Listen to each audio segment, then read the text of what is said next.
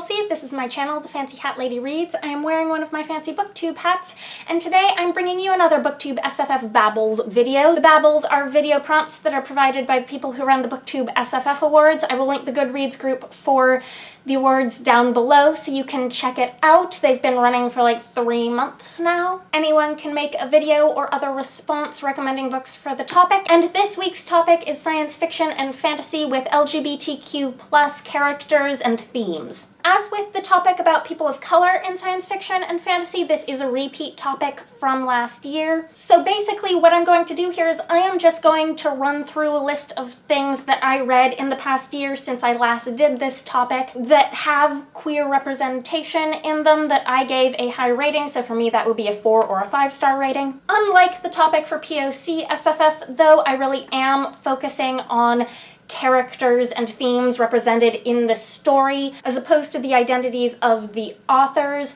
In that other video, I recommended books written by people of color specifically. With queer representation, I find it harder to know how the authors identify unless they choose to be very vocal about it on social media, for example. But I do believe that most of the authors of the books I'm going to talk about in this video do identify as LGBTQ+ in some way or another. Also, unlike the POC SFF video, I'm not actually going to link you to last year's video because I remember that being a video that was not one of my brighter moments. It just wasn't very well planned. I didn't have time to prep that video, so I think it was a bit of a rambling mess. If you really want to find it, though, you are welcome to go ahead. It's in my playlist for BooktubeSFF Babble videos. But the first book I want to talk about today is a short story collection. It is Wicked Wonders by Klages. This is a book that I read a review copy of from NetGalley. I have a full review of it on my channel, which I will link for you. Not all of the stories in this collection are science fiction or fantasy, but most of them are. But they are mostly all centered around female characters, and a number of them feature characters who are queer women. Next, I want to talk about the first of 2 graphic novels that are going to be on this list, and this is The 100 Nights of Hero by Isabel Greenberg. This is one of her 2 graphic novels that take place in her early Earth world, but each of them stand alone. This is a nested stories within stories type of book, and the story that is the framing story for the book involves these 2 characters, Cherry and Hero. They are women and they are in love. Cherry is married to a total jerk who makes a wager with another total jerk that total jerk number 2 won't be able to seduce her. And so to keep this guy away from Cherry, Hero, who is Cherry's maid, tells stories for 100 nights, and those are the stories of this book. Next, I have a second book by Klages, and this is Passing Strange, her Tor.com novella. This is historical fiction with a touch of fantasy that involves some of the characters actually from a couple of the stories that were in Wicked Wonders. This takes place in San Francisco in 1940, and it centers around a community, a friend group of queer women. It is a love story, and it also explores the specific historical challenges of being a queer woman in that specific time and place in history. Next, we have more Tor.com novellas, the duology that consists of River of Teeth and its sequel, Taste of Marrow. These are alt history westerns with both domesticated and feral hippo populations in the United States, specifically in Louisiana. And the central romance storyline in this series is between a bisexual man and a non-binary character. I have done a series review for this duology, so I will link that for you. I read the first book on my Kindle, and I got the second book from the library, which is why I don't have a copy of either of them to wave in front of you right now. Next, we have the second graphic novel on this list, which is The Tea Dragon Society by Katie O'Neill. This is another one that I got from the library, so I don't have a copy to show you, but this is an all-ages graphic novel about these 2 girls who are learning the lost art of caring for tea dragons, which are adorable, and it's the sweetest thing. And the characters these two girls are learning about tea dragons from are two men who are understood to be long-term romantic partners. Next we have Autonomous by Annalee Newitz, which is a standalone adult science fiction novel. This is another one that I had a NetGalley arc from and I've done a full review of, so I will link that full review for you. You can go watch it. This one features some different LGBTQ plus themes in its two different storylines.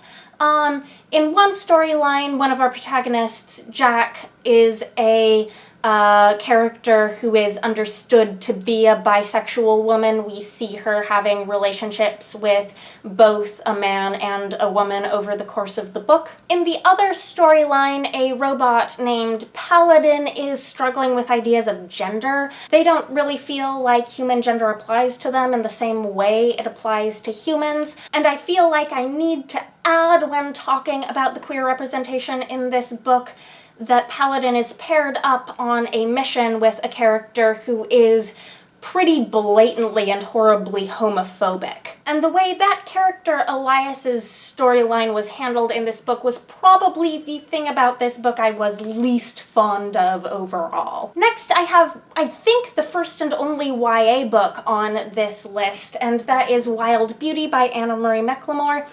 This focuses on a group of young women, girls who are all cousins, and they are all understood to be bisexual. This is a magical realism standalone story. At the beginning of this book, all 5 of the Nomolovides girls are a little bit in love with the same woman, who is herself understood to be queer as well and is also a central character. I would like to emphasize that this has a specific type of representation in it that I know some people are specifically looking for, and that is it has a bisexual protagonist who ends up having a romance with an opposite sex character over the course of the story and is still understood to be bisexual. I would say that the main character of this book is Estrella, and the main romance storyline is between her and a boy named Fel. And we're getting into some really recent reads here. The next thing I've got to talk about is Down Among the Sticks and Bones by Seanan McGuire, which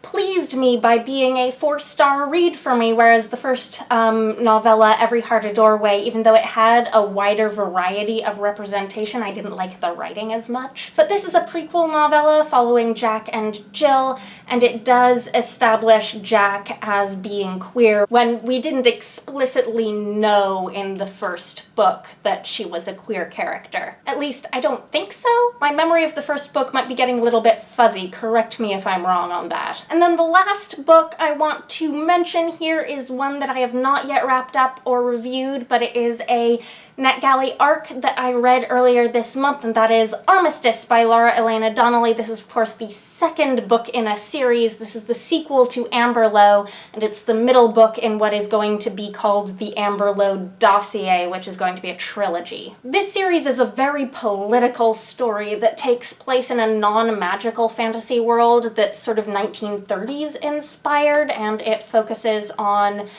the story of this fascist regime. In the first book, we were focusing on 3 different characters' experiences of that regime coming to power, and specifically we were focusing on 2 men who were lovers trying to do whatever they needed to do to survive. I'd say that this book is a little less focused on those queer relationships than the first book was, but Aristide, who was one of those main characters, is still a major protagonist in this book. Cyril, the other one, is not. There's also a female-female couple who we met in the first book, and they are still in the second book, but they were not protagonists there, and they're not protagonists here either. But this is a really, really intriguing series for me, and one that I'm enjoying a lot, so I will be doing a full review of this second book, so watch out for that review. I don't know if I'm going to be pairing it with something or if I'll do it as a standalone review yet, but it's probably going to be a little ways down the road now because I am a little behind on my reviews. But those were some of the books under the category of science fiction and fantasy that I've read in the past year that featured LGBTQ+ characters. These are the ones I had in print. There were a bunch that I did not have in print, but if you've read any of these books, or if you have any recommendations for me, please let me know. I am aware, and this is something that I mentioned in last year's video, that the majority of the books that I read that feature queer characters are written by female authors. Since then, I have added some books to my TBR that feature LGBTQ+ characters and are written by male or non-binary authors, but I would still love more recommendations. But anyways, that is all. I hope you're having a nice day. Bye for now.